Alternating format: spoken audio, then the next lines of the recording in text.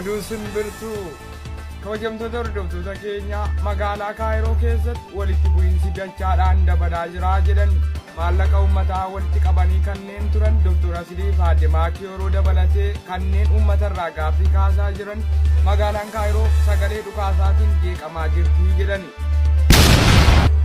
Akkuma sagalee dhukaasaa kun dhaga'amaa jiru walitti bu'iinsi dachaadhaan dabalaa jira ka jedhan maallaqa uummataa mootummaan guututti funaantan eessa keessan maallaqa uummataa fidaa jedhan jarreef maallaqa galchineerraa jechuun wal dhibdeen gidduu jiraatti daraan dabalaa jiraa jedhan wal waraansa hamaa adeemsifamaa jiruuf gareeleetti ba'uun gareeleen Dr. Asilii deeggaranuuf gareeleen paartii mormituus irratti wal ga'aa jiru kadhattaan sun obbo Mubaarak Musammaa waa'ee maallaqaa irratti maal jedhanii kan jedhu waliin kan ilaallu ta'a.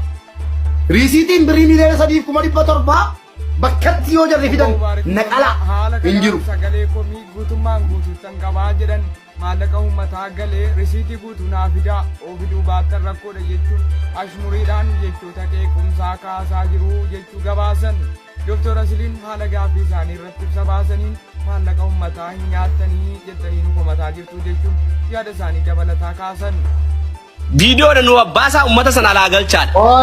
Karena dia bisa dokter bagaimana? Dr. Asiliinis eega yaada kana kaasanii ibsaarraa deebi'es kanuma fakkaata.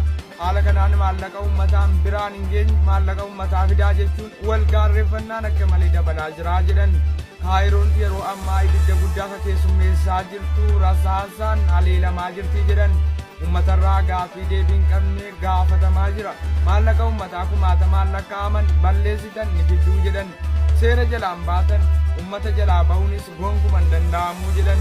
Haala adeemsaa keessatti maallaqa miiliyoonaan lakkaa'amu kan walitti qabdan dogoggora seenaa dalagaa jirtu waan walitti qabdan fidaa jedhan.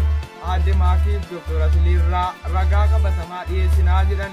Wantoota walitti qabne hundasaa uummataaf hin babaafne. Haala adeemsaa taasifamaa jiru guutummaatti garuu ni aallaa jedhan kanneen nurratti rasaasa rukuttaa garaagaraa geessisaa jirtan booda ni gaabbituu jechuun waamicha taasisaa jiru.